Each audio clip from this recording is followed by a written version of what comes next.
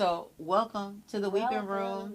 Welcome. This is where we revisit places that we once cried and return back with some laughter. And I'm your favorite life coach, Coach Amos, and I'm here with an amazing, amazing woman. Somebody I just really love talking to organically. Like, this is like the most organic relationship I've had in a long time, where we just end up in these deep conversations that are in a place of obscurity because we'll be in Conyers at that. Old Town Conyers, and we'll just be talking about some deep stuff that has nothing to do with the rest of our day.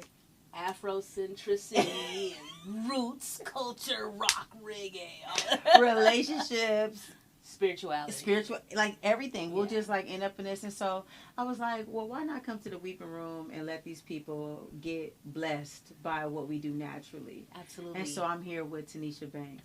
Hola. So we kind of rolling with the dexterity of a black woman, and that really has to do with like the work of your hands. And we're both two black women who are doing work in the world, in our communities with our hands, and it's shaping our lives in different ways. And so I hope you get blessed by this. If you like it, hit the like button. If you like it some more, subscribe, because I got more content coming. And then share it with somebody, because a tree doesn't eat its own fruit. So please be sure to get his game to some other people. Absolutely. Who's that from Miles Monroe? That is so good. Yeah, Miles Monroe is, have you heard him? Yes, I have. Yes, Rest I in have. peace. Rest in peace. Yeah. That brother was real. Yeah. Insightful, deep wisdom that, to me, transcended religion. I agree. I know what his roots and his faith was, but I felt like you could just take that and go with it no matter who you were. That's what I liked about him. I liked that he came, I think, from the United Kingdom. He was not American. No. So he didn't approach the Bible like in an American way. Right. I thought he has Caribbean roots, right, from the UK. I can't remember where. I know you're right. The way you're saying it is better than I said it. But he approached it as a kingdom. Yeah. So when you don't have like a king, you have a president, you can look at and interpret things different based off your government structure. When you don't have the history that the Black American has, you can look at stuff different. I know slavery went everywhere, but I notice we are just different in the way we do things here than someone from an island or someone from the Caribbean, you know. What have you noticed? I told y'all she deep. Man. You see where she went? All I said was a tree don't eat its own fruit. She didn't jumped over and talk about y'all slaves don't act right. So tell me, like, what do you mean? Okay, so when I was dating, I've dated a gentleman from Belize. Messed around with someone from Jamaica, Why? St. Lucia, I loved them international brothers, you know what I'm saying? There's a way of respecting, there was a way of respecting me, letting me have my say without doing the whole, you talk too much, you too loud. Yeah. And I know that's not everybody's experience with every Black American male. I'm not saying that. My experience, I was shut down many times when I was just dating a dude from like LA as opposed to a dude from St. Lucia. So I got your back, don't you? But I love him. That's pretty fascinating. I wonder, that's pretty deep, to be honest with you. Like, I really wonder though why that is. Because it's your experience. Yeah. One thing about life, like I realize, like, it's your experience. Absolutely. No one can tell you. My experience is not up for debate. Absolutely. What I experience is what I've experienced. Yeah. And so, but I do find it fascinating, especially like in the way of preaching. And I think about Miles Monroe, how he preached was like of a place of freedom. Absolutely. Like, you're free. Yes. Like, you don't have to abide by these rules this kind of way. Yeah. You are a kingdom citizen. Absolutely. And then here, a lot of times, even the worship is like, I know you ain't paid your rent. I know your car note ain't happening.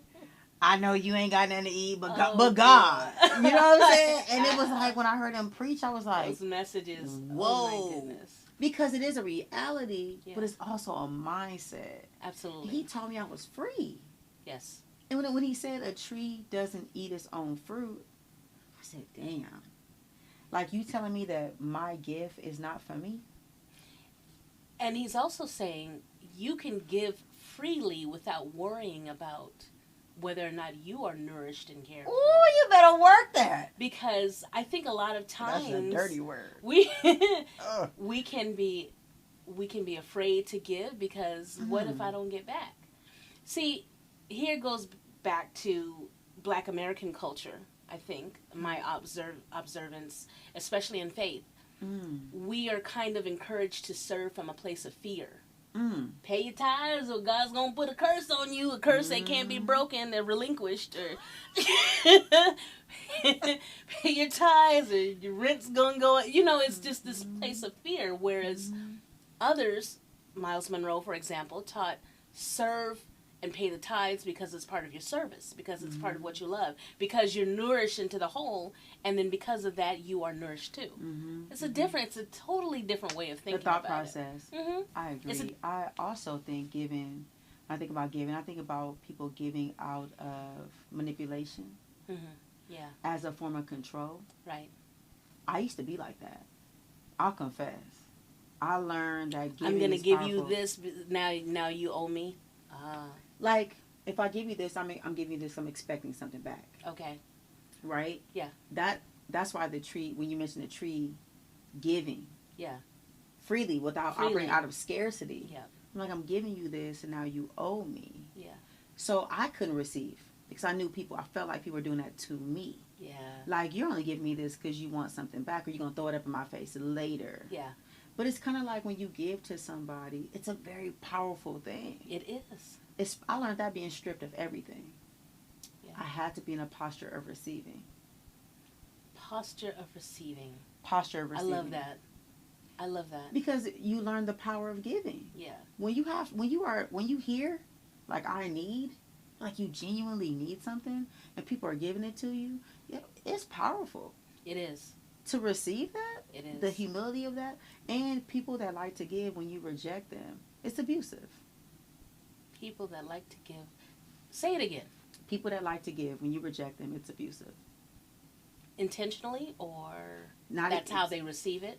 It can be like, I just don't want to receive anything. I don't want it. Don't give it to me. I don't want it. No. Yeah. Every time they offer, no. Yeah. You're dealing with your own stuff. Gotcha. But you don't want to receive from the person. Gotcha. But that's their love. Right. Some people just love to give. Well, and so it's so hard for some people to receive if you're dealing with trust issues anyways. Back to what you were saying about they feel like they have they're giving up some type of power or something by receiving. It's really two sides of the same coin. Right. There's a confidence that you have to have and a peace that you have to have when you give or when you receive. It is. You have to. I had to learn that. And like you said, you confess. Like, that's true for all of us. If we just admit to the ugly things that we did or participated in out of sense of lack or low self-esteem or whatever, I was one of those folks too. Let me just do for you because I know then you'll like me or you'll want me around. You won't give up on me or send me away. You know, I had issues of rejection. Is that people-pleasing? It is. It's a different shade of it maybe, but it definitely is. Please like me. In order for you to like me, I'm going to keep doing these things even when I'm tired, even when I don't want to. And, you know, the black women I grew up around love to sing that song, I sure do for these children all day long, and they don't give back. I'm like, well, stop doing. Stop doing. But, you know, that was a dirty word in our community. You know, my therapist recently asked me a question that it shook me to the core.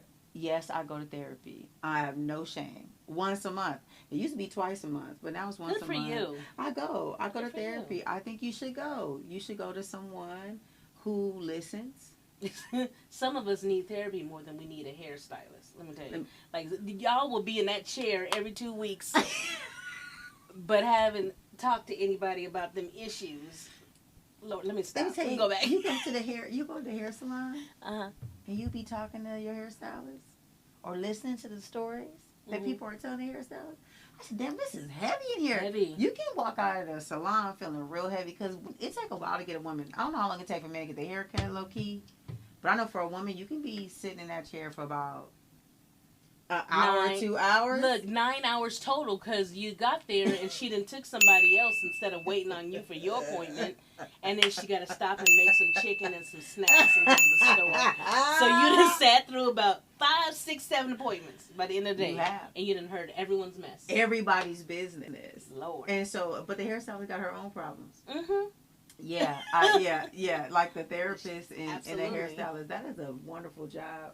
My grandmother is a licensed cosmetologist. Oh. My mother, a licensed cosmetologist. Yeah. And so I used to get kitchen hair. Oh, yeah. God, thank you, Jesus, for kitchen hair. No, girl. Hell with kitchen hair. I loved it. Did you? Oh, my goodness. Every other Saturday, sitting in my grandmother's kitchen. Now, she did hair in New Orleans. Your grandma's from New Orleans? From my whole family's from New Orleans. Really? I was a generation born and raised in California. Okay. But Alberta, she did hair back in 1935 in New Orleans. Yeah. So she had all those old pressing tools. Oh. So by the time I came along, it was the bergamot. Come on. And the kitchen and some hot tea while I sat there, or my cafe au lait or whatever we had. Yeah. And the long... Don't get into it. Has your mom or grandmother ever told you your hair hold heat? Yes. Do you think that's true? Or were they burning the hell out of it? I don't think my hair hold heat. That's how I got burnt many times, sis. Your hair hold heat. No, it don't. No, it don't. That grease hold heat. Hold your ear. Right. I could have fried shrimp in my hair. I had so much grease by the time they were done. It was shiny, though. That shit was on. It was slick and shiny. Did you ever participate with the creamy crack? I did. That's perm for those who don't know. I did. Because it is crack. Because your hair started to need that. Yep. You did? I did. When did you stop? Because I can tell you natural, queen. I've been natural since, well, I'll say it's been about 20 years, maybe. Wow. Come on, OG. I think so, yeah. I started at 10. And the first time it had to have been like a Dark and Lovely kit. Girl. Girl, that Dark and Lovely kit. Oh, God, the Dark and Lovely kit. It was horrible. And then in order to keep it up, because I sweat from my scalp, we was perming like every 4 weeks, and that lasted until 4 to 6. Yep. But then my scalp started flaking, and I couldn't fix it no matter what I did. Yep. And my hair would shed, and it would break off, and I had these intense headaches, and I said, you know what? I need to give up the relaxer. The creamy crack. Yep. That's when I stopped, because I remember my auntie. I'm just going to tell this story because it's going to make me feel better. Because this is where we laugh at the shit we cried about. I'm telling you right here. Just don't tell her about this episode. Yeah, she ain't going to watch this. Auntie Shelly, if you do. Sorry. Word up. I remember I was going, Magic Johnson just opened a theater in Los Angeles. Right. It's called the Magic Johnson Theater. So yeah. We wanted to go. That was big news for us back in the day. Big news. So I was like, I gotta get this hair done. Right. Right. I had my quarters so I could call my boyfriend at the time from the payphone. Because Magic Johnson had a really nice payphone area in the front before you can go in at the payphone area. Yep. So I was like, cool. So she's like, but I'm gonna get you together. So my mom was like, you do it. So she put, and I'm like, it's burning. She's like, no, it's not. I'm like, it's burning. It's burning real bad. I was like, take it off. And I just remember looking at myself and my scalp. She got me to the white meat. Ooh. I mean, all around here. I'm all this way. So they was like, no, it's all right. You be fine. Go on to the movies, baby. Don't let nothing stop you. Oh, so they put my hair up in this ponytail. And I go. And I start perspiring. Yeah. And I just feel this shock wave of like, just pure pain. Oh, no. Just going through. Yeah. So I make it through. I wear my little baseball cap. Put my baseball cap on. Got some skin in the baseball cap. Oh, jeez. So then the next day, God. I try to take the ponytail loose. Yeah. Hair is stuck. Yep. You know how that feeling is? Yep. When that hair gets stuck on that scalp? Yep. And you got to re-wash it. And everything's on fire. And I just remember that's the last time I'm going to get a perm. It wasn't the last time. Yeah.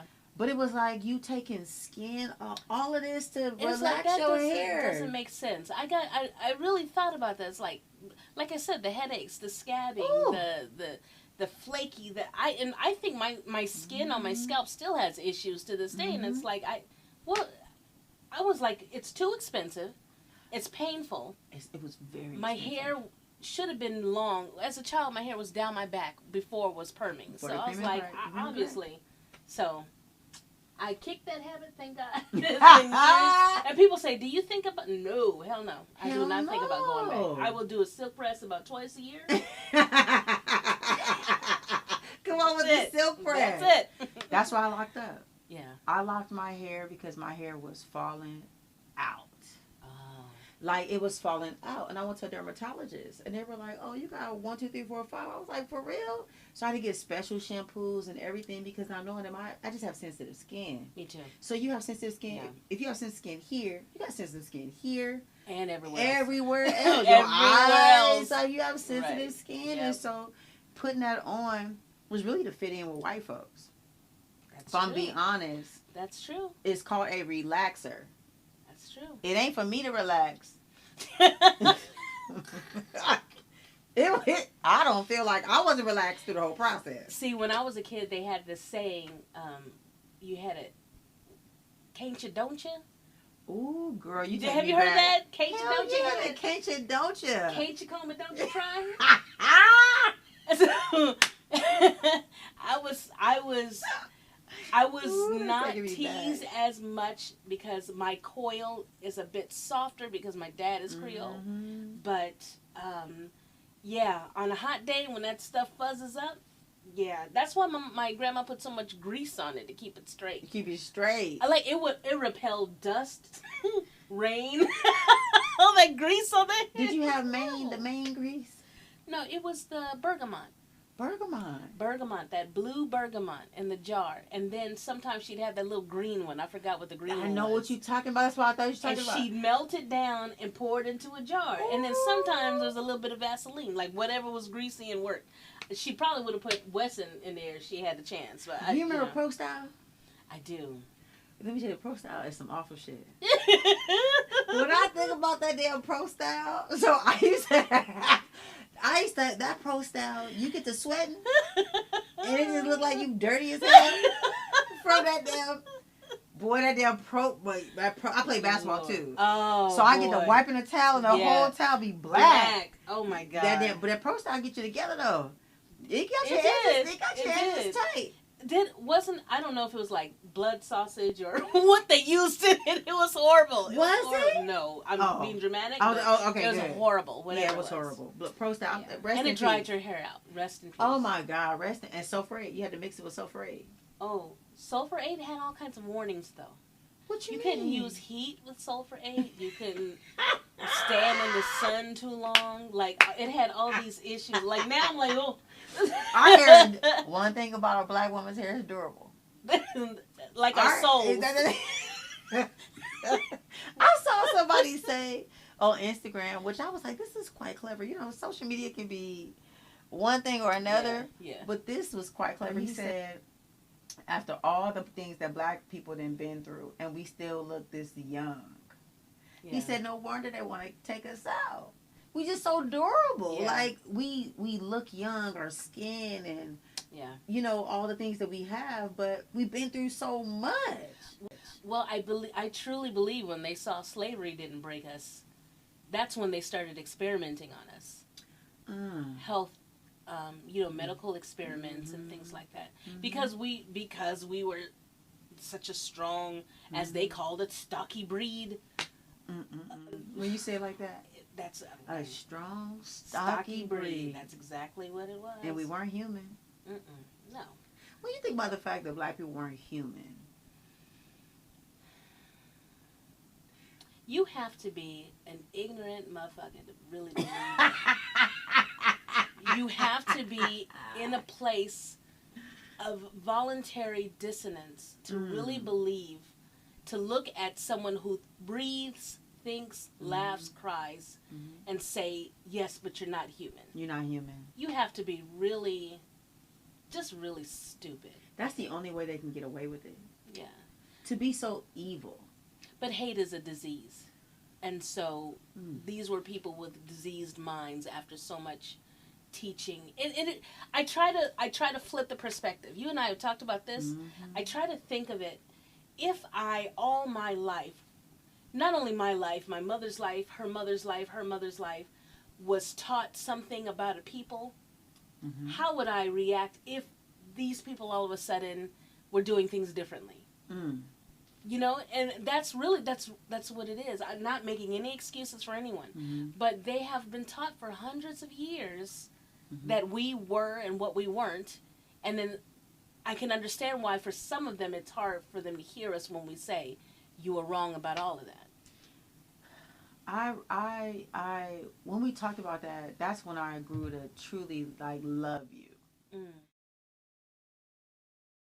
Talked about you being married, right? Mm-hmm. So your ex-husband was a white male, right? My ex-fiance, he passed Ex-fiance. away. Yeah, well, he's not ex, he passed away. Yeah. Right. Passed away. Yeah. And rest in peace. Yes. Always rest in peace to those that Yes, we have absolutely. lost and out this journey. But you said you learned so much from that. I did. So much. Like stuff that I didn't. And can I tell you, when the whole Colin Kaepernick taking a knee thing came out, we had some nights where we were like battling. Really? What does that look like? Tell me about that. Is something you want to talk about? Yeah. But, okay, so there's in our interracial relationship, Mm-hmm. we went into it like, oh, some people go into it, there's no color, there's no difference, I celebrate difference because I think it makes us unique, different shades, different right. backgrounds, whatever else. But he very much is like, we're all the same, except some other people. First of all, I didn't find that out till later. Okay. Who are other people, sis? People, like, I tried to help him determine the difference between East Asian, people of Arabic, background. Okay. They're all the same. Oh. According to him. He could not tell the difference and was not interested in learning the difference. There it is. Was not interested in learning the difference. Okay. He knew black, he knew white, we're all the same, and that's that. Right. So, in that sense, he felt like he was okay. Mm. I didn't really understand deeper until the whole, taking the knee issue came out. Just get on the field and do your damn job. What are you worried about? You're not even really black. Didn't we hear that a lot? Heard it a lot. And when I heard it from him, it broke my heart a little bit. Wow. And then came well, if you weren't so militant, maybe we could talk about it some more. I'm like, you don't even militant? Like, so every time someone says something passionately, sometimes people take that as militant. That's a fascinating word. Hard. Militant. What do you mean militant? Militant, like you don't have no flexibility in your thought process? Militant? Right. Further discussion led me to understand that he thought militant is in terms of like Black Panther, Black nationalist, like we don't give a fuck about white people type of, that's militant. And when people start to loudly, as I started to really become passionate about the issues that were happening, the Black Lives Matter, all of that, it became okay, you're being militant, which also caused another wedge between us. Wow. But we talked and worked around it and decided we just wouldn't discuss certain issues. Wow. Because at that point he was very ill and I wanted to continue to care for him. And so we was like, let's just not talk about this more. It's okay, we can laugh. I was like, we just not going to talk about this no more because this is going to cause us a problem. Oh, you see that? Yeah. You know what that makes you think of? And please don't take no offense to this. No, I take no offense to anything. Just speak. Hear my heart and my words as well. But yeah. I think about slavery. And I think about how Black women took care of the people that hated them. Ooh. Yeah, that's a... And I think about breastfeeding a baby that's white. Yeah. I think about cooking. White people love soul food. They've been raised off of it. Yep. We've been cooking in their homes. Slavery was more than the labor in the field. Absolutely. It was taking care of the home. It was all of it. The children. It was the lab. And working at the lab. It was working in the medical. It was doing the alcohol, surgery, the Uncle Nearest, like all of these things that we have. And so I think about having that thought process, and then the cooking, cleaning, serving, when you could have killed them in their foods. Yeah. You could have murdered them in their sleep. Yeah. There's a lot of things that Black people like restrain themselves. Right. From in service. Yeah. Just simply serving. I consider myself a servant. I really, you do? Me too. I am a servant. I'm proud of that. Yeah. I love to serve the community. Yeah. But I don't know, sis. I don't know. And all of us say this, like, you know, well, if it was me, I would have been out. I just imagine, I think God made me born at the time that I am, because I don't think I could have served in that capacity. But I don't know another way, right? I wasn't raised in it, so it's very distant to say that. I'm very far. Absolutely. I'm not in that culture at all, because we do a lot of things now that our ancestors probably turned over their graves for. Absolutely. How we behave. Yeah. The things that we do now that we are free. Yeah. What we're doing with freedom. I just find that fascinating that you were able to, and I honor that you were able to serve him in his sickness. Because I still love to, and it's because I was married to a Black man. Mm-hmm. We divorced, and the truth of it is, this is another thing I hate about racism and hate. The topic of it, it robs me, or it tries to rob us of just our ability to just do things because we're human. And to just love people because we're human. We have to then account for, well, what does that mean when it comes to race? What does that mean when it comes to anything else? I just love the man. Wow. Despite those stupid things, because even with the Black man, dumbass topics came up, and I was like, why would you even say that to me? Right. Hurt transcends color, race, background, all that. It's a human condition. It is. And I was one human loving another human. Yeah. Who happened to be of another race. And even to this day, I love men of all shades and complexities and whatever else. I am attracted to the soul. But because now I'm mature, I will take a little more time to learn the person before connecting with them in partnership.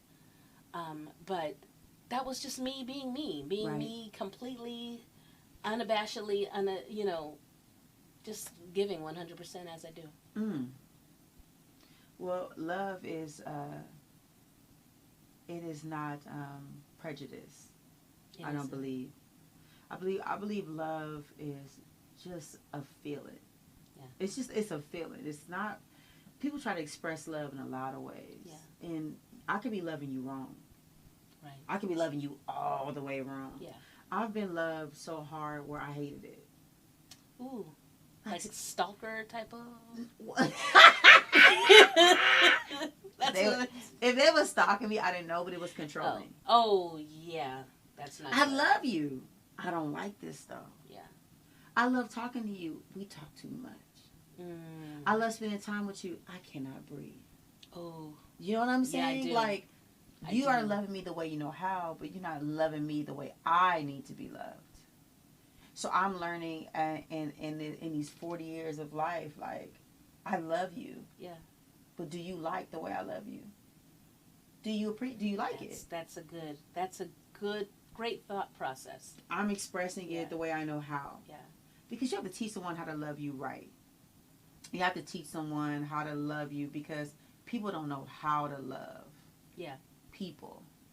I think, and here's where I'm still learning about this topic. Do we really need to teach someone how to love us, or do we find someone who speaks the same love language? Because if I love to show love by gifts and giving and doing and works of affection, and if someone doesn't want that, to try to change that about me to show them the way they like, I wouldn't appreciate that, because then I would feel I'd feel stunted. Yeah, I might be able to do because I love you, I will offer the way you want to see it every now and then. But if this goes back to what you were saying earlier, if you're going to shut me down and reject me every time I give you something, then it's no good for me either. Like, so why change it? I agree with that. I think that's why dating is so important. Absolutely. I used to just very love your smell and like how bright your teeth were and enjoy your company. Lord said you was the one. That's it. I like spending time with you. And then you get to spend time with this person, and then the lackluster then rubbed off. And now you're in this position with this person where you feel empty. And you've committed too soon. And so now I'm a woman of my word and I got to stay there. Don't make permanent decisions in temporary circumstances. Ooh, I like that. Put it on a t-shirt. Don't do it. And that's where I'm committed to you. But to commit to you when I'm not happy is to not love myself. I didn't love me. Yeah. I had to learn how to love me. If you don't love yourself, you can't teach nobody how to love you. Right. I gotta tell you, like, this is how I love. Yeah. This is what makes me feel good. This is what I would like for my partner to be happy with. Mm-hmm. Can you receive that from me? Are you open to learning a new way to be loved? Because maybe you ain't never had it before like that. Yeah. Maybe you never been able to trust it like that, right? Maybe giving gifts makes you feel like this person is trying to possess me. Yeah. You know what I mean? That would be so sad for me. I need someone who can accept gifts, who can accept random new, because I love to cook. Mm-hmm. And so I'm going to cook you dinner. Mm-hmm. I'm going to make some new donut. I'm going to try some new something. Mm-hmm. I don't know what you can eat and can't eat, but I'm going to try it. Right. Please let me do that, because that's an expression of Tanisha. It's rejection if you don't. Right.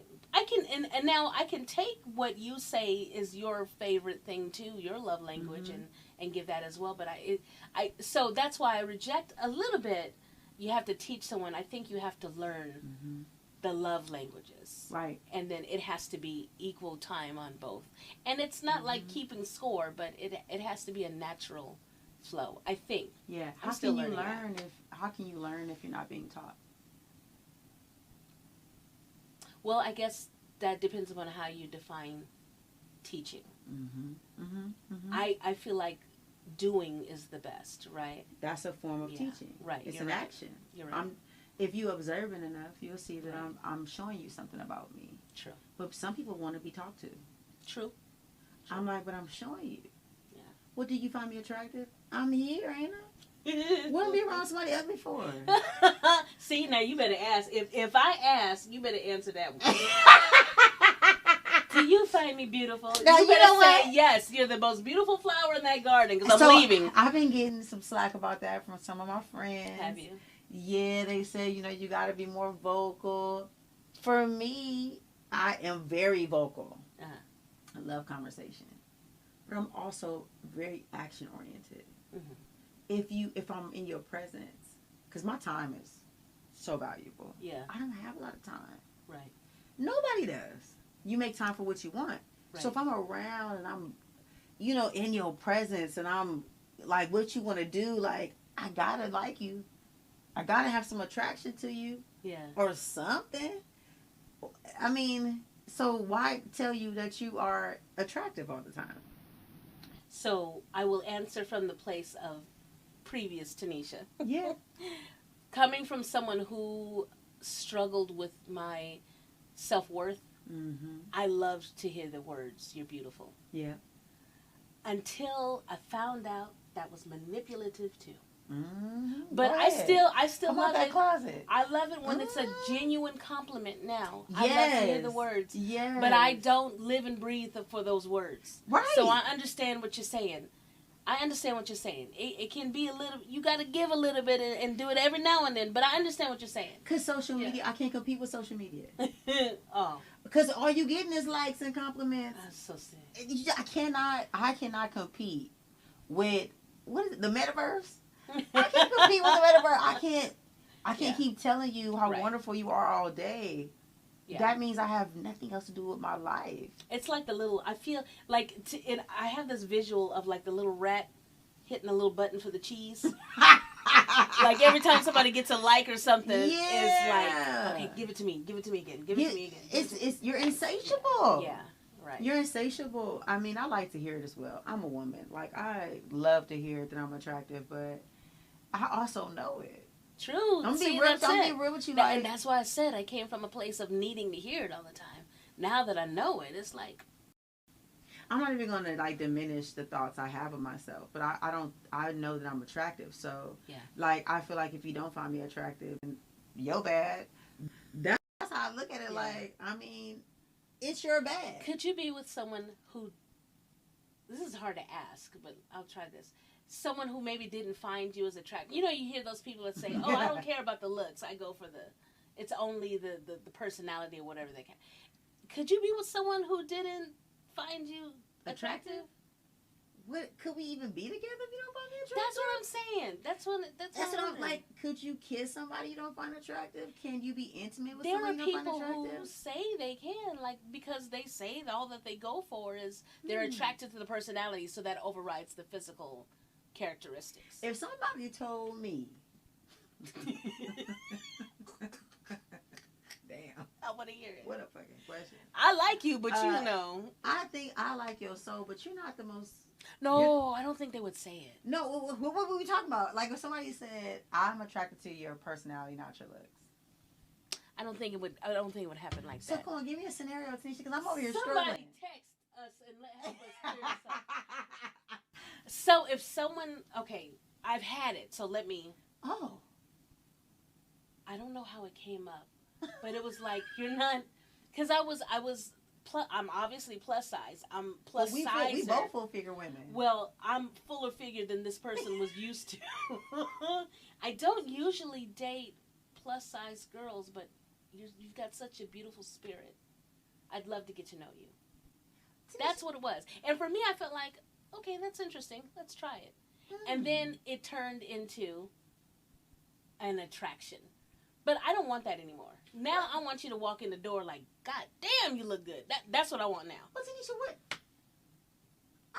We got to reverse here. Okay. Let's just hold up. Let's reverse. I'm not usually attracted to full figure women, but I'm attracted to your spirit. You have such a beautiful spirit. I've never met anyone like you. I'd love to get to know you. Now, men are very particular usually about physical attraction, about a woman's physical, that's the thing. They're visual. That's the thing they usually. Women give men a lot of shit about only liking women because they look a certain way or whatever else. Is that true? Yes. BBLs. Okay. And so I thought it was refreshing that a man knew, I'm going to step outside of my type because I recognize this woman as something different. That's how I took it. But I'm also one of those women that wear rose-colored glasses, and everybody is a kumbaya moment. But I'm just curious to know where this went. It started off as dating, and then it ended up a passionate love affair. What? Yeah. Were you attracted to this person? Oh, the shit was mutual? Oh, that's some shit. That's some shit, because I've dated an unattractive person, and they broke my damn heart. I'll never do that again. I'm telling you right now. Like this ugly man. Yeah, right. I'm like, damn. I mean, just broke my little heart. But you see it all the time. You see women with men that are either way older, balder, heavier, whatever else. You're like, what is she doing with that? You know what I think? I'm not gonna say no names. Come on. You already went there now. I feel. Well, they started off a long time ago, but like iced tea and cocoa, right? Oh, Jesus. no, I'm sorry. I shouldn't even brought it up. He got a pimp mentality, right? Don't he? Doesn't he talk like a pimp? Well, he used to. He did, right? If I'm not mistaken, he had like a pimp persona. He's like doing like the car and warranty and commercials now. So I don't think. You know the little car warranty. Girl, I ain't never seen iced tea on no car warranty. Somebody Google it. This is a car. No matter how much you kiss your lucky frog, wish on a star, do that thing you gotta do to get it to start, your car will eventually break down. And those repairs could cost you thousands, but not if you have Car Shield, like I do.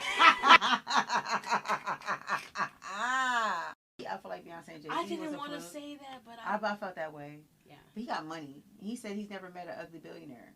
He said it in his raps. Okay. So that's the same. That's the same situation. Just I more think money. everybody has a price. Yeah. I think You have everybody to. has a number. Yeah, I think you have to. And I think a number. I went to a conference. Mm-hmm. It was like it was called like Jackie Hill Perry, her and her husband, and a couple. It was like two married couples, and they had the people like stand up there, and they had given them a cucumber, and then they gave them like a hot pepper. Okay. And they just said, which one do you want? Okay. Thinking of a relationship. All the women picked the large cucumber. Mm-hmm. And then some of the guys said, well, I'm not a cucumber. I'm definitely the pepper because it's just proportion to my body. Mm-hmm. No one talked about sex, though. Like, sex was never brought into the equation. Like, which one do you want in a relationship? So then he said, I'm going to add something. The cucumber lives at home with his mama, but he got potential. The hot pepper makes $400,000 a year. Everybody switched to the hot pepper. Of course. I said, so y'all for sale. You for sale. Because you're willing to overlook everything that you didn't want initially for $400,000. But what if he's stingy? What if he's abusive? Right. What if he's a liar or cheater, manipulative? What if he got STIs up the wazoo? Yeah. What if, just what if? And so I feel like with some things people are willing to sell themselves for, I don't really have a price. Mm-hmm. My price is time.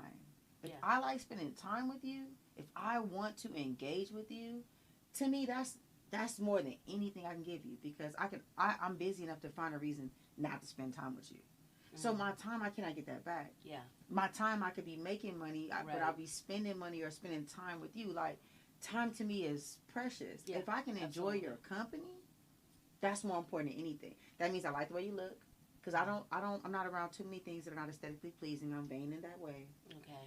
I'm not around anything that's not giving me any substance, where there's no reciprocity in it. So I can't just be hanging out with someone who has no conversation, no depth, no anything. So that is, I'm desiring that. Yeah. Right? So I'll want us to be in different environments because you bring the party with you. Right. You know what I'm saying? Absolutely.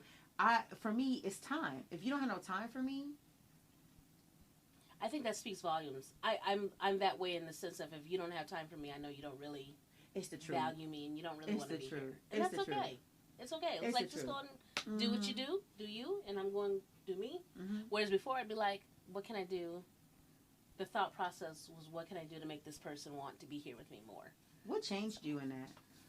Several bad relationships, or several unfulfilled relationships, age, losing people that I loved. Yeah. Life, I guess. Death is very much a part of life. And as a caregiver, something I see a lot.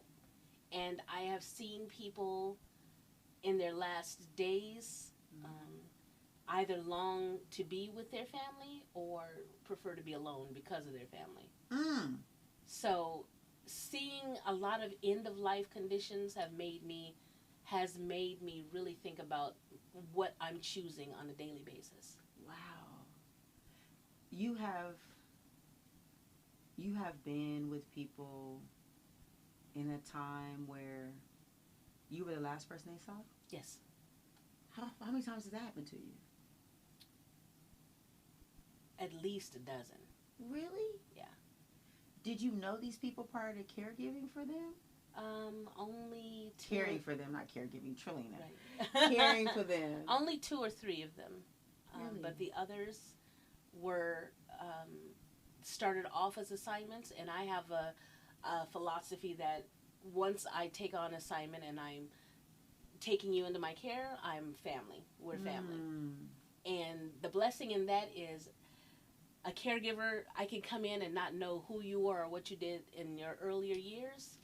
I love you unconditionally because I know that's what you need now. Right. And so these people quite naturally become very attached. You form a bond. Wow. And for me, it was scary the first couple times when I was still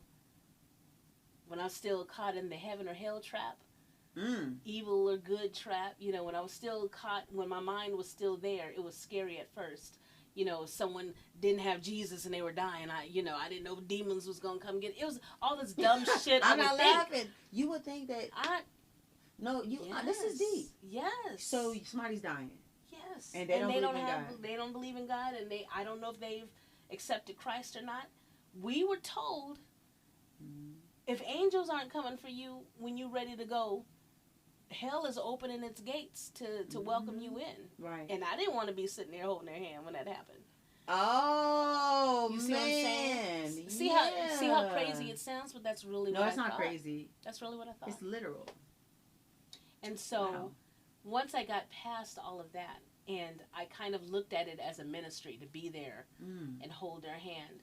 A lot of times, I could see the fear in their eyes that and it's like just relax. We're okay. Everyone here is okay. Sometimes I had to tell them, I love you, because no one else was there to say that I love you. That's always sad to me. Did you know? Oh my goodness, we done went somewhere. We done went to the just ride. We just didn't. take the ride. My goodness. Wait. We'll come back out. Just hang on. No, wait.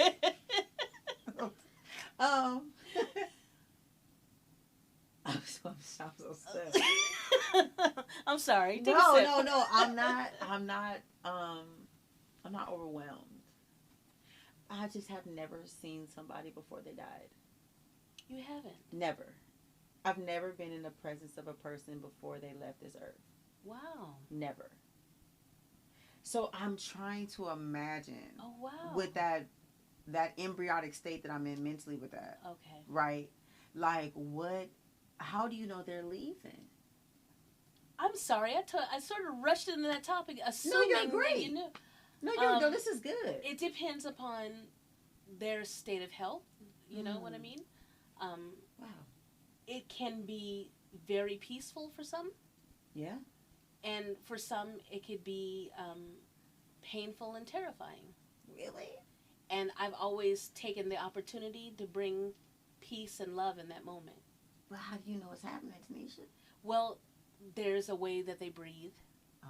With they call it a death rattle, and it's literally like fluid that's building up. And I forget the scientific or the medical term for it, but there's fluid that's building up, and you can hear it's a certain sound. I can tell by tremors.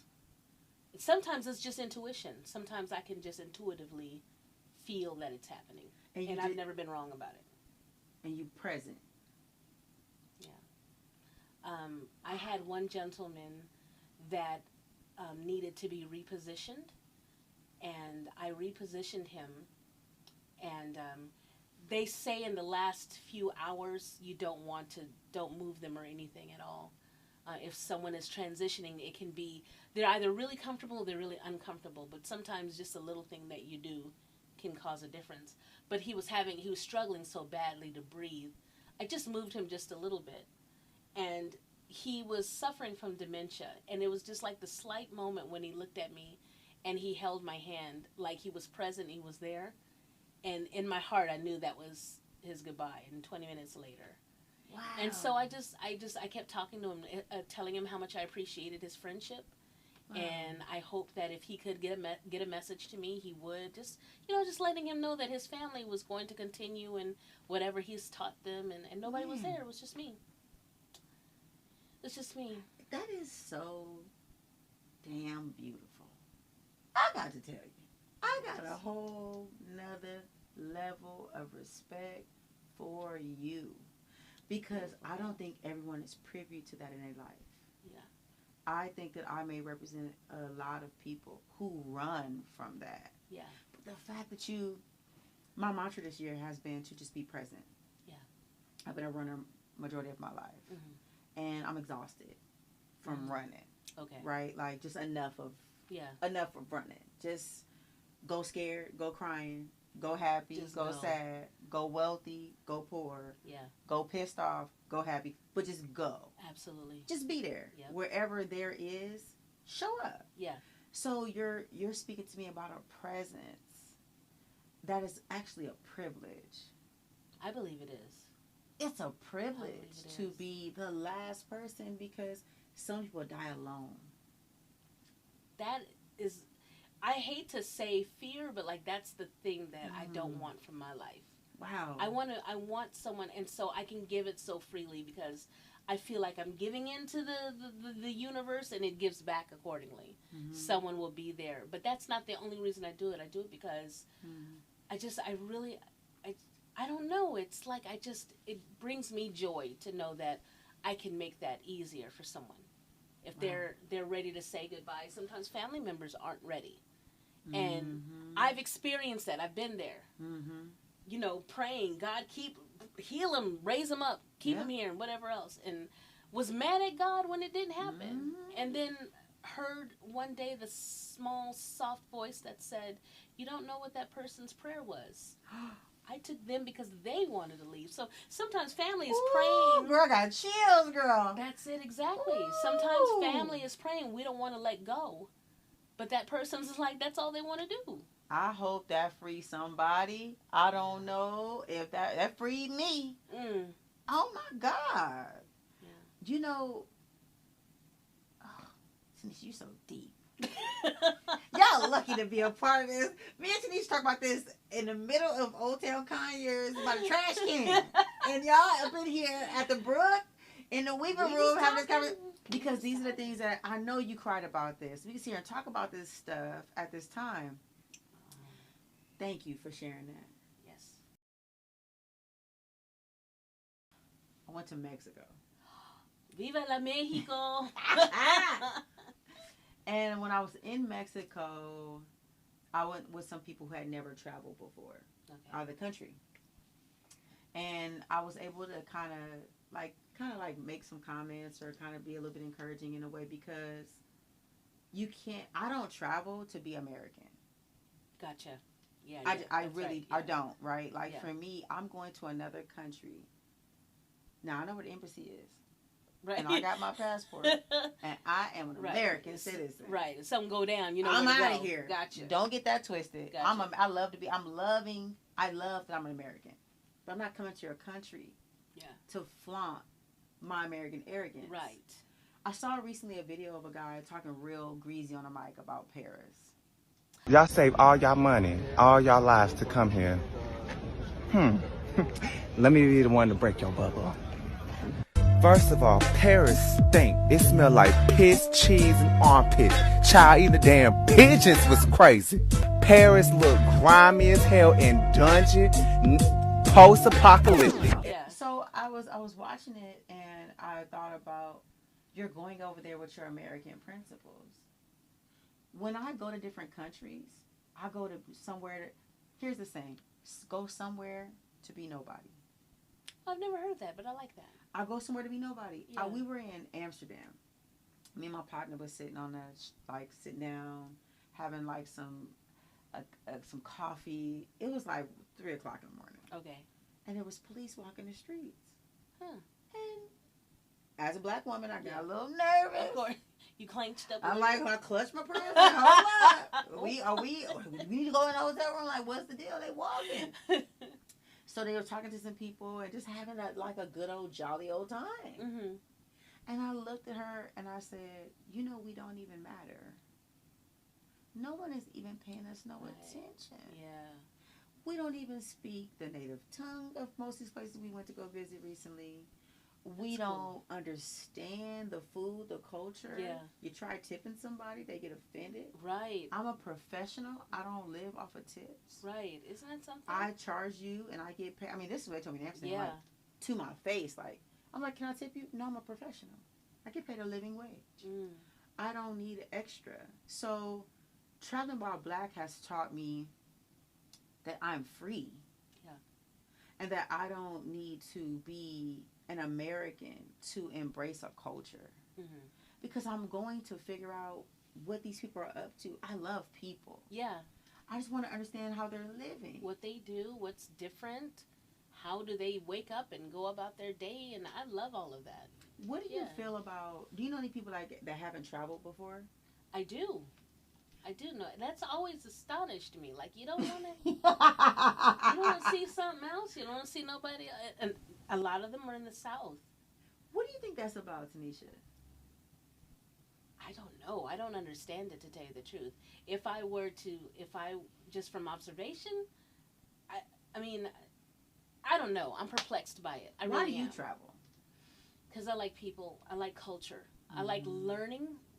I like learning, like documentaries, podcasts, TED Talks. Yeah. I will Google a lecture just to watch a lecture. Agreed. Whether I know the shit or not. It could be on rocket science. I'm going to listen to it. Yeah. I can learn it better than I could a textbook, to tell you the truth. Absolutely. So, like, I love Absolutely. lectures. Someone sitting and talking about what they know. I love that. So, when I travel, I like to see new. I like to see different. How I went to Cuba. I loved Cuba, and it was not polished, shiny, pretty. Someone even had the nerve to say to me, did you have a chance to really appreciate being an American and seeing how hard other people have it? I was like, are you serious? Like, those were some of the happy, well-rounded. Now, there were issues, obviously. We all have them. But the beauty of being in my Airbnb and seeing the ocean and the crumbled walkway and the yerba buena that's growing, that's like our mint, but it's growing wild in the field, and this girl just like pulled over her bike and she goes and she's picking stuff. I'm like, what are you picking? I want to pick some. And she's like, no, you don't know how to make it. You'll get sick. I was like, show me how to. So it's just, I just love that people do things differently, and I want to see how they do it. Yeah. I think that traveling changed my life. Okay. It has changed my life, and I was one of those people that was scared to travel. Were you? Man, hell no, I ain't going over there. I don't have to get on that plane for no 24 hours and go over here and eat fake Doritos. Gotta get a visa. Right. What? Why? What the hell? You want to see Hispanics? Go to LA. Like, really? Like, this is like my, like, toxic thinking, man. Like, if I want to see Hispanics, I'm going to go to LA. Really? Why did you go to Mexico for? I mean, just crazy shit, right? So he came back with pictures. Oh. I said, you was in a hot spring. He was like, yeah, the water hot. I said, naturally? You got your shirt off of this hot spring? Where the rest of them niggas at? Oh, they was there too. Backsplashing, rolling, taking these exotic pictures, having this amazing cuisine. Wow. I said, well. You were like, I'm in. Wait, I said, no, I don't know. Okay. He went to another one. Okay. He used to call me. At like, darn, I don't get up early, but when he was younger, but he would call me, and I would think something's going on. He would call me like at 8 o'clock in the morning. Mm-hmm. So, what you doing? I'm like, nothing. He's like, I found a ticket. You found a ticket? Where you going? It's $800, but we going to Thailand. You going to Thailand? Like these things he would say, and I'm like, oh, hell nah. I heard they get sick over there. You going to Thailand? Boy, you better be careful to get all your shots. Doing all this. He come back with pictures. Oh my God, that's Thailand. Like, and I got left too many times. Gotcha. Because everybody in my family was scared to travel to these countries because the news only tells you what's awful about the traveling. Okay. So I think it's to keep people out. I really do. Like, I think it's kind of like a Lake Lanier thing. I think it's to keep you away from it. Gotcha. So he called me again. He said, going to Brazil. I said, sign me up. Okay. I went, and it changed my life. Wow. Now, I was scared as hell in Brazil. I ain't gonna lie. Okay. Let me tell you something. They got the AK-47 standing on the corner. Yeah. Ain't nobody got no gas in their car. Nobody. Everybody gas is on E. We going up these hills. Wow. And it was just immaculate. I mean, it was probably one of the most beautiful things I've ever seen. We were riding bikes and eating this food. Here's to a wonderful night in Brazil with amazing friends and more days to come in motherfucking Brazil. Salute is food, and they got the best churros I ever had in my life. Really? They making them fresh on the corner. Yeah. I would look for that woman outside the window every day like it was an ice cream truck. And it changed my life because I was like, these people are so poor. Yeah. They're so poor. Like, very, very poor. And they're in the most beautiful place I had ever seen. Stuff that we pay millions of dollars. Millions of dollars. That is what I experienced in Roatan, the Honduras. How was that? I loved it. Mm-hmm. It was one of those cruises, and it was a port that we stopped at, and we the people I was traveling with were like Madi, I call her. She's like, we don't want to do the touristy thing. We wanted to find a driver. Exactly. We paid her cash to take us around where the locals go. Right. And so she took us to her house. Wow. We got to meet her grandma, her kids. Wow. There was who's the chicken? The chicken. Kentucky Fried Chicken was there. Oh, I shouldn't have mentioned the name, sorry. No, you can. Okay. They were there. I don't eat KFC. These folks, me either. You only call Kentucky Fried now. They have to drop the chicken because they ain't got no real chicken no more. They KF. Okay, so let me get back to that. If you put a pin in that. Ain't no C on there. These folks will pay a week's wages for one meal. I hate that about it. Like, I feel like if you're going to go over there and demand that much of them, you shouldn't be there. Period. But she took us around and showed us, like, where you could go to someone's back door and knock, and they had something cooked and ready, and you could give them a few dollars to get a plate. What? I was like, I'm down. I'm adventurous when it comes to that kind of stuff. Right. Like, I'm going to try it. Right. So good. And then we turned around and took our plate and walked to the shore. Because she lives on the freaking beach, like right there, and all these beautiful rocks right there. Now she lives in a shack. Wow. But it's like, if that were, like, I'm from California, you know, so if that were Catalina Island, that shack would have been 12 million. Right. I know, these double digits. I was like, these folks are poor as what we call rich, but they are rich where we just ignore when it comes to the spirit and the things that they enjoy. And I think that's why you have to travel. Yeah. It's because it changed my life because I thought my problems were so big. Yeah, right. I thought my life was so complicated. Yeah. I'm not diminishing what I go through or how I feel, but when I travel, I said the world is so big. Like right now, people are sleeping. Somewhere it's nighttime. Mm-hmm. Where we are right now, somewhere it is cold while it is hot here. Yeah, like the world is winter so big. Somewhere else. Yeah, it's so big. So traveling changed my life, and I think it also helps you to embrace and love yourself more. Yeah. Because you get to see who you are outside of your comfort zone. Absolutely. You know? Absolutely. And it also helps to remind you that we're all connected. We're all connected. We're all connected to one another. We're all connected to this earth. Amen. We're all connected to God. Amen. All of us. Even those who are not professed, born again, or whatever else. All come from God. We all come from God. And that's I think it's so good for us to just sit down in a space outside of our luxury. Now, I love luxury. I'm not saying you gotta. I'm not one of those people that say leave it behind. To America. I'm coming back. I heard that. To Uber. Yes, come on. To first class. Come on. I'm gonna a good old cheeseburger. I ain't gonna lie. Right. So I want to be back in America. But I'm an American. Exactly. But I'm gonna enjoy what I'm there to enjoy. That's right. And bless those people. So it was so nice to pay her $100. There's 5 or 6 of us. We all put in over $100. She's weeping, and we didn't do it for that attention, but it's like, here, let us do this because you blessed us by just sharing this. You gave us something that money couldn't buy. Yeah. Access. Right. Access. Right. Absolutely. Right. So don't travel out of fear. Travel to see the world. I'm also going to say this. I decided to start traveling when I started to follow God.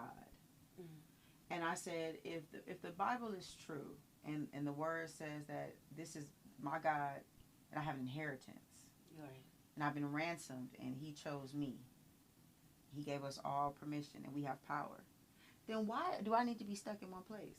Right. If my Father created this, I want to go see everything He's done. Exactly. When I go to my mama's house, she can't tell me not to go in the refrigerator. I mean, what you talking about? I'm going to go in the refrigerator. I'm going to go look in her room. I'm probably going to steal a pair of socks. My mom always got really nice socks. Oh, really? She just keeps brand new socks in her drawer. I love good socks. So I go steal a pair of socks. Yeah, I probably get a bag of liquor. I mean, when I go over there, I just go shopping. Yeah. So I feel like if I can do that in my mom's house, why can't I do it in my Father's world? Absolutely. You know what I mean? So that's what I think God expects of us. Yeah. And tells us in order to be happy requires it. Like just don't be the timid. No. Come boldly. I don't know if I deserve or I like to use this scenario. Imagine going home to mom and dad, mom, whoever you grew up with, uncle, aunt, it doesn't matter. Caregivers, whoever. Yeah. And they say, I cooked some food. There's a pot of beans on the stove, some greens, some chicken in the oven, some cornbread, whatever else. You do like I'm to just cook. going to, I love to cook. Yeah, I heard you. Someone say, I'm just going to sit here and hope they give me a plate. She said, go get it. Go get it. Mm-hmm. God said, go get it. What the hell are you waiting for? What you waiting on? Go get it. Go get it. Go get it. And it's okay if you don't know what you want at first. Go get something. That's not the thing. Use that to calibrate to what you really want. You don't know what you want until you try. Till you try. That's it. And that's a beautiful thing about seeing other cultures, other people, talking to other people of other cultures and backgrounds and races. You get to really fine-tune what it is that you value within your own life. Amen. That's really what it's about. Get to traveling. Please. And it's so fun. Earth is so pretty. Oh, God. Earth is so... You know where I want to go? Where? You're going to laugh at me. It's okay. I want to see New Zealand because I'm a Lord of the Ring fan. Like, I'm a Why would I laugh at you for that? New Zealand is good. I'm a major Lord of the Ring fan. I'm hoping there's a little bit of Hobbit blood in my family. I want to find a big circle door and a doorknob. I love... When I saw Lord of the Rings, I said, where was this filmed? And when they said New Zealand, I'm sold. I want to see it. You taught me. I didn't know Lord of the Rings was filmed in New Zealand. Yes, ma'am. I want to see it. That's that. I mean, I like old, ancient looking towns. Yes. Look like they got blew up and they still stand. Yeah, like rubble and shit. Yeah, like I like all that. Like bricks knocked out. I want to visit a castle. Yes, I want to go to Ireland. I want to go to... My brother went to Ireland. Really? Yeah, he brought me back some. I know. It's just going like this year. We are going to Africa and London for Christmas and New Year's Eve. Beautiful. Yeah. Where in Africa? Cape Town. Beautiful. In Johannesburg. Okay. I'm going to go through there. I've never been to Africa. Neither have I. And I didn't think I was welcome. Really? Yeah, because, I met some Africans in college, and I wore a perm. And they used to talk to me crazy. So I was like, hell with them. Always talking about my perm. I ain't black enough. You know what I'm saying? I'm about to go over there, but then you get older. Yeah. Well, and you realize that's... They wearing weaves now and stuff. Let me tell you. Do you saw that new... It's that Netflix... Rich African or something like that. I can't even... Listen, I don't like reality TV. Yeah. I watched one episode. I was like, let me turn this shit off. Is I'm disappointed. I thought y'all was going to be reeling it Go see it for yourself, man. Go travel. Go see it for Yeah. yourself. Make your own conclusions of that. Absolutely. You cannot give what you don't have. Absolutely. Right? You know what I'm saying? How does that work? You can't give it. So I feel like my life's journey has been in a couple of sections. Yeah. And some things that I really enjoy doing, but I don't like doing it because it's laborious. Yes. But when I do it, I feel 10 times better. And as a life coach... Take note. As a life coach, right? Yeah. Like, I have clients that I'm encouraging to do certain things.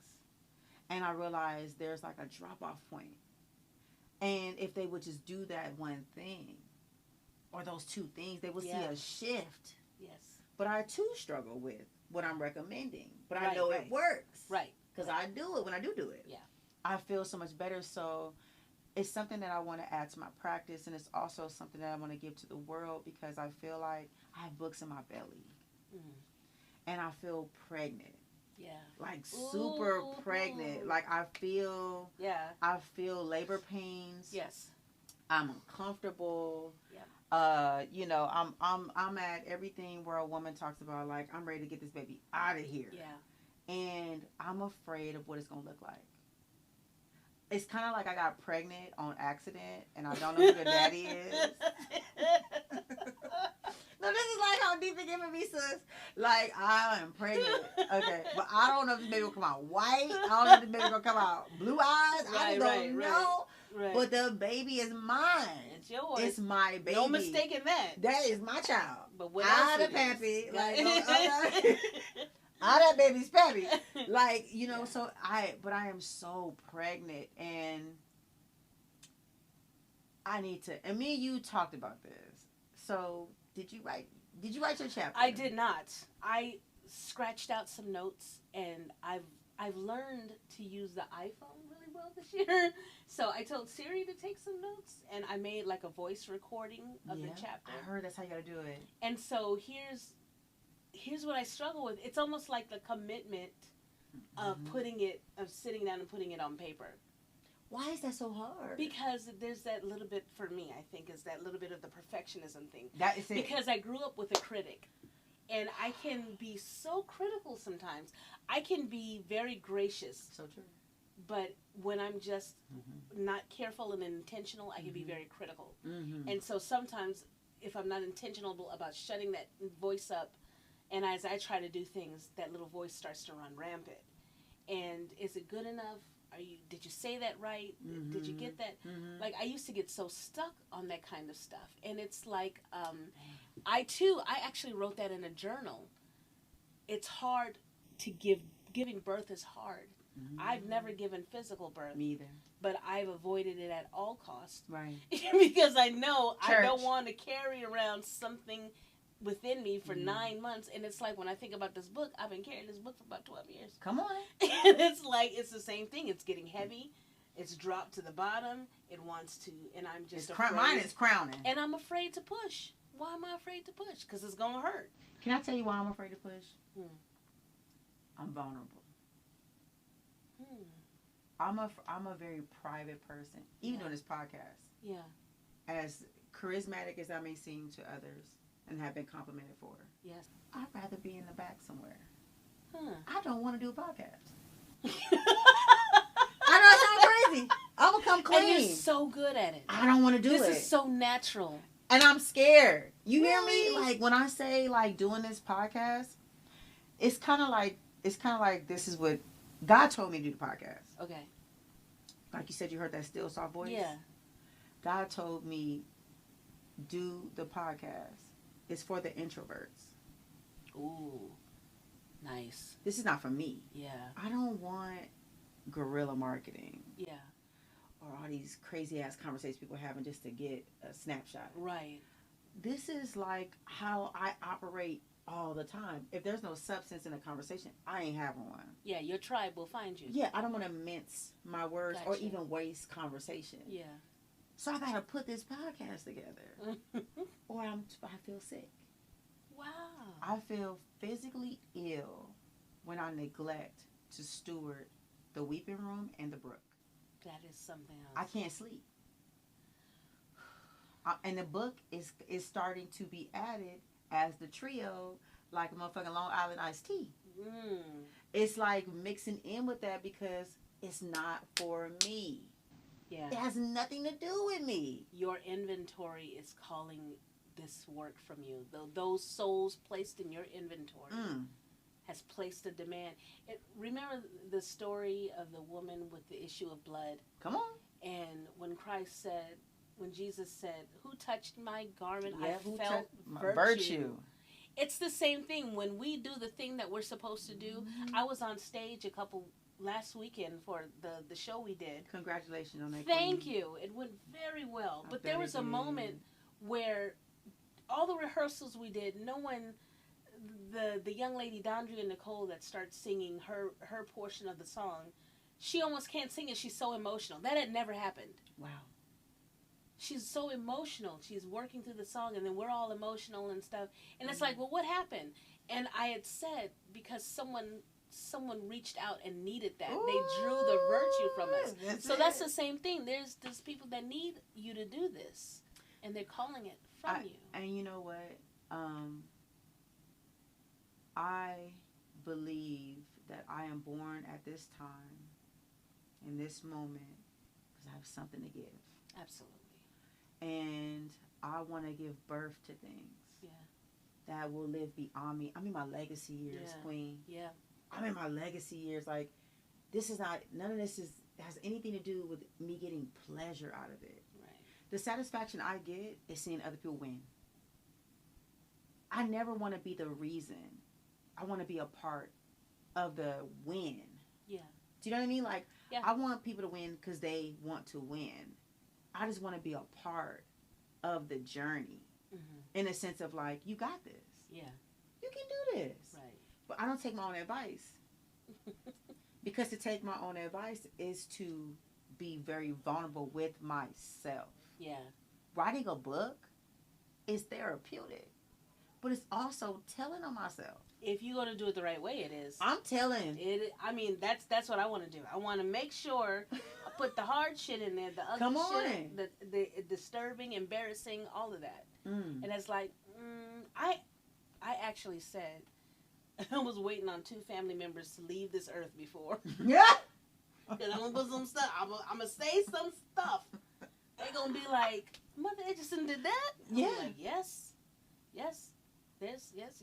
And we learn from this stuff though. But now it's not out of a spirit of I want to get revenge or you know what I mean? Different. Or attention. It's Different. like this is what I had to deal with. This is what I healed from.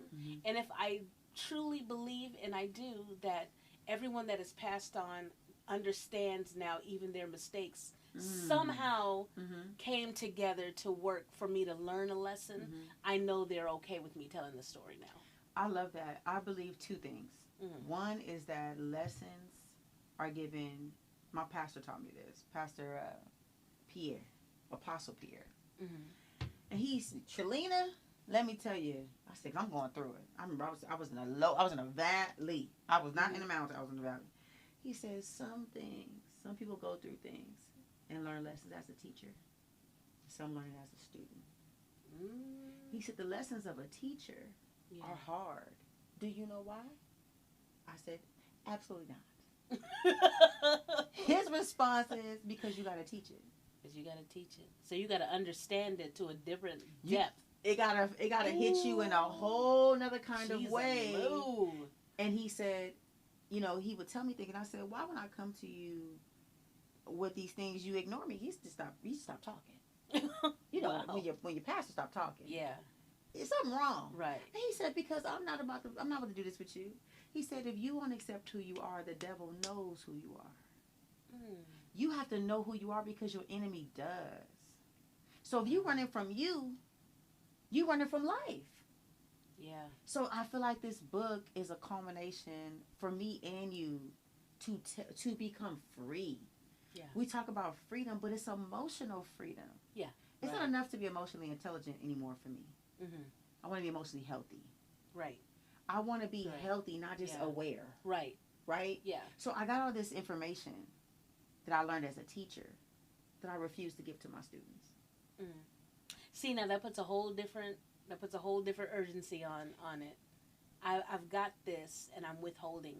Because if you are intentionally not doing what you were told to do, you are intentionally withholding. You are. And Miles Monroe said this, Queen, you know, rest in peace. He taught me so much. He said, I wish I could have saw him live. I wish I could have just been around him real quick. Yeah. But he said, he talked about like books and education and like reading, and he mentioned about the richest place on earth is the gravesite. Oh, I've heard that. The wisest place on earth is the gravesite. And then he said, because people took their wisdom with them. Took it to the grave. And what a shame. Yeah. What a shame. What a shame I don't want to die with this stuff. Yeah. I really don't. So my baby is crowning. Yeah. Right? And I want to make a pact with you. Broadcasting it to whoever watched this thing. This is accountability. I want to take a personal challenge. Yes. Okay. That before this year is over. Yeah. We won't say the month because we're going to air this when we air it. Okay. But before 2023 is over. Right. We have our first draft. Of the entire book. The entire book. First draft. Now, it's just a draft. I accept the challenge. It's a draft. I accept it because we can do it. We can do it because it's not for us. It is selfish of us. Absolutely. It is unloving of us to have wisdom. You're right. And not to have knowledge and not give it to people who are looking for us. Yeah. People are looking for us. My prayer every day is, God, let me find the people. Let the people who are looking for me find me. Yes. Right. I'm here. And in this world, what better way than a podcast and written words that can go out as far as they need to go and we leave the rest up to angels, to God, to the universe, however we want to say it, to bring the right people to that book or that written piece of work that they can get healing and enlightenment, advancement, whatever they need, freedom. Right. I take that. Iron sharpens iron, and I want to look you in your eyes. If I take my glasses off, I won't know if I'm looking at your eyes. Silly. So I want to look you in your eyes. And I want to say thank you. Thank you for trusting me. Thank you for trusting the Weeping Room as a place where we can talk and communicate and converse about this. Thank you so much. I value your wisdom. I value your spirit. And I thank you for teaching me all the lessons I learned today. Thank you. I really mean it. May God bless you in all your journeys. Oh, thank you so much. I appreciate Love you so much. And I thank God too. for meeting you. Yeah. Because you are intentional and showing love to me. So, guys, I thank you for tuning in to the Weeping Room. Thanks, guys. We shared with you. We were so vulnerable in our strength. And I hope you get something out of this. So, remember to like, subscribe, and share. Because this ain't just for you. It's for everybody. That's right. God bless and peace out. Take care. Be blessed.